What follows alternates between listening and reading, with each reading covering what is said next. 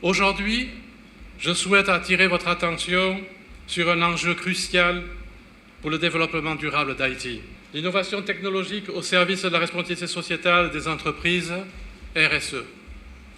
Face à des années de régression dues à la corruption et à la mauvaise gouvernance, il est impératif de revoir nos stratégies pour construire un futur plus prometteur.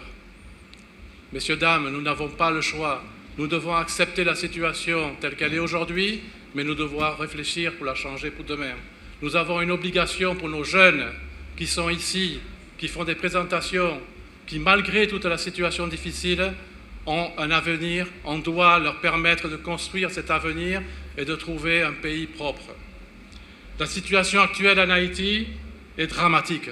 Vous le savez tous, nous la vivons tous et toutes. La mauvaise gouvernance et la corruption endémique ont non seulement paralysé des institutions, mais elles ont aussi affaibli la confiance des citoyens et des investisseurs. Quand je parle de corruption, il ne faut pas se faire d'illusions. On parle ici de corrupteurs et de corrompus. Donc ça veut dire qu'il faut tous se regarder les uns. On ne va pas regarder, pointer du doigt, on doit tous se regarder dans un miroir ici. La crise sécuritaire qui en résulte est inacceptable. Malheureusement, je ne peux une fois de plus qu'exprimer ma douleur et ma fureur face à la souffrance des nombreuses victimes innocentes. Comme vous le savez tous, encore ces derniers jours, les gens en plaine ont été frappés, ce sont aussi des gens de l'Artibonite, ça continue et ça doit stopper. Des actes de violence incessants plongent notre nation dans une insécurité constante, ce qui devrait être reconnu et traité contre un crime contre l'humanité. Et ici, je pèse mes mots. Un crime contre l'humanité. Sachez que même ce qui s'est passé au Rwanda était terrible en termes de chiffres, mais nous ici, ça dure. Le problème, c'est ça dure. Ça fait maintenant 7-8 ans que ça dure. C'est pas normal. Cette situation nécessite une prise de conscience collective et exige surtout une transparence accrue de la part du gouvernement. C'est dans ce contexte difficile que l'innovation technologique peut et doit jouer un rôle majeur. La technologie offre des solutions innovantes pour renforcer la transparence, lutter contre la corruption, améliorer la gestion des ressources et assurer une meilleure sécurité. Le déploiement de plateformes numériques pour favoriser la participation citoyenne et la vigilance collective.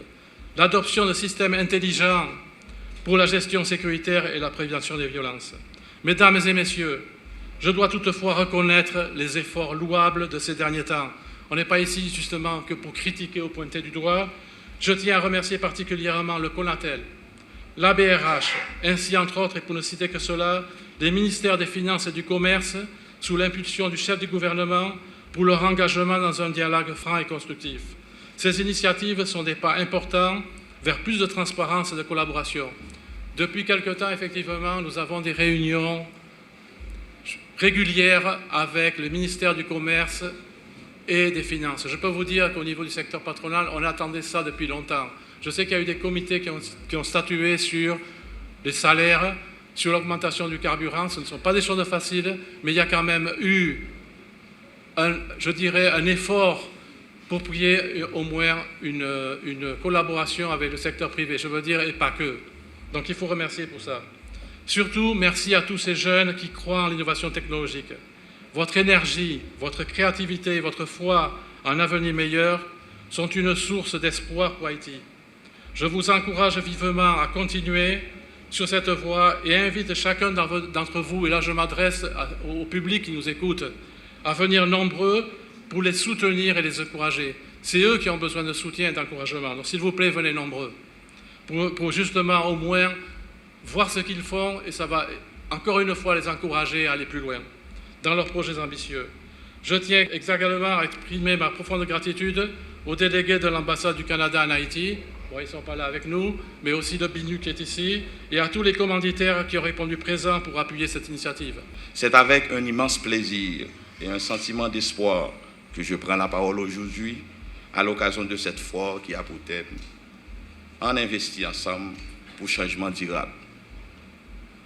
Au nom de la Direction générale du Conseil national des télécommunications, je vous adresse mes plus sincères salutations et vous remercie de votre présence à cet événement qui exprime haut et fort notre volonté collective de construire une Haïti plus moderne, plus innovante et plus résiliente. Cette foire, co-organisée par le CONATEL et la Chambre de commerce haïtiano-canadienne, intervient dans un contexte particulier. Elle s'inscrit d'abord dans la célébration de la Journée mondiale des télécommunications et de la société d'information 2026, dont le thème international est « Ligne de vie numérique, renforcer la résilience dans un monde connecté ». Ce thème nous interpelle directement. Dans un monde traversé par les crises économiques, climatiques, sécuritaires et sociales, les infrastructures numériques sont devenues des lignes de vie essentielles pour l'éducation, la santé, la sécurité publique, le commerce et la continuité des services de l'État. Pour Haïti, renforcer la résilience numérique signifie encourager l'investissement dans des réseaux plus robustes, dans l'accès universel à la connectivité, dans les compétences numériques de notre jeunesse, mais également dans un cadre réglementaire capable de renforcer la confiance et de stimuler l'investissement et l'innovation. À cet égard, notre pays connaît aujourd'hui une avancée juridique majeure avec la mise en place du cadre légal relatif à la signature électronique. Cette réforme ouvre une nouvelle ère pour la transformation numérique de l'administration publique, des entreprises et des échanges commerciaux. Elle constitue une pierre angulaire pour le développement du commerce électronique, des services financiers numériques, des démarches administratives dématérialisées et de l'économie numérique haïtienne dans son ensemble. Mesdames, Messieurs, cette foire s'inscrit également dans une tradition d'événements majeurs portés par le CONATEL pour promouvoir l'innovation en Haïti.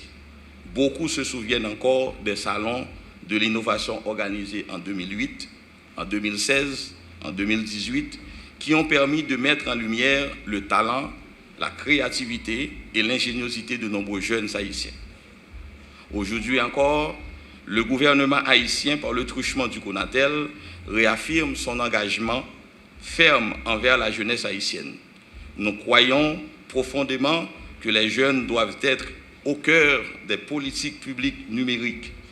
Ils ne doivent pas seulement être des consommateurs de technologies, mais des créateurs de solutions, des entrepreneurs et des bâtisseurs du futur numérique d'Haïti.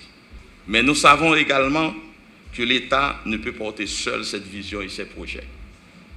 Les partenariats entre le secteur public et le secteur privé sont aujourd'hui incontournables si nous voulons parvenir à une croissance durable de notre économie en général et du secteur des télécommunications en particulier. Les partenariats publics-privés constituent également la pierre angulaire de l'opérationnalisation réelle du service universel et d'un aménagement numérique inclusif du territoire national. C'est avant tout un engagement volontaire d'une entreprise, d'une institution, d'une organisation, d'intégrer dans ses activités ou dans ses opérations les préoccupations des parties prenantes. Les préoccupations des parties prenantes qui peuvent être d'ordre économique, social, environnemental. Qui sont les parties prenantes de l'entreprise?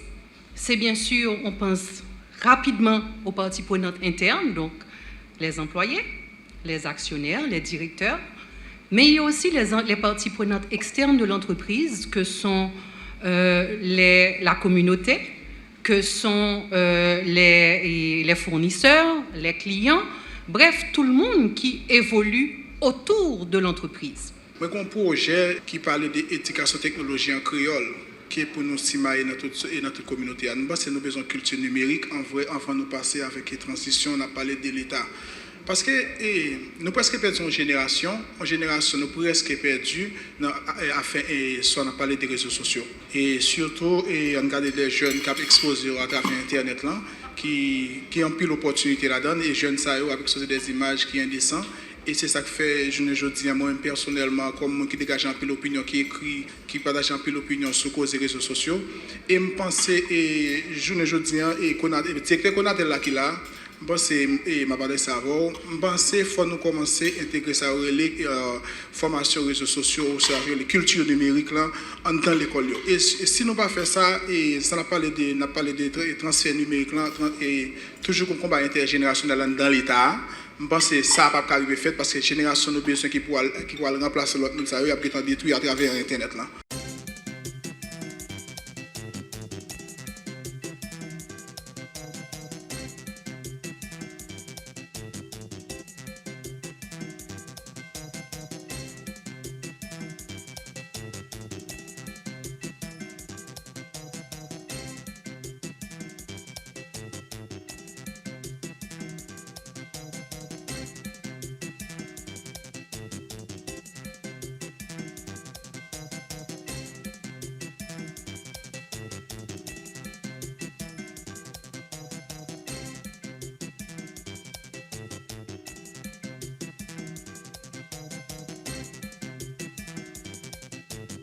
Là, nous avons exactement une signalisation routière que déjà nous avons auparavant dans le pays, mais on manque d'entretien fait ça pas là encore.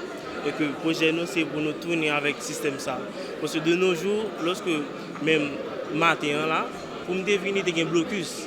Et lorsque l'or est arrivé dans Carrefour là dans ouais c'est policier qui a fait circulation malgré ces policiers toujours il y a un blocus quand même. Et que nous avons retourné avec le système ça. Puis ça de nouveau nous porter dans ça. Nous avons parti ça qui c'est une situation pour piétons parce que Gomba écrit les distractions. On dit que vous campez là et que vous avez besoin de traverser. Côté jour obligé juste là. Pour qu'il contrôle qu'il est la petite machine camper, qu'il est la petite machine aller. Et que les vignes pratiques pour que vous ayez signal là en face ou à hauteur d'homme. Les comme ça vous avez là où il y a dans champ de vision qui a protégé tout. Parce que lorsque vision on les observer un signal au distrait et que qui nous fait simulation ça nous utilisons un module qui est le PLC automatique programmable français côté nous implanter un programme grâce avec un module qui est les Helio avec ordinateur nous mettons le programme ça dans module là qui permet de synchroniser lumière qui vient par principe signalisation routière là. Combien de temps ça prend nous pour faire un projet comme ça? Ça te prend nous pas trop parce que son maquette mais tout design, toute barre net prend une semaine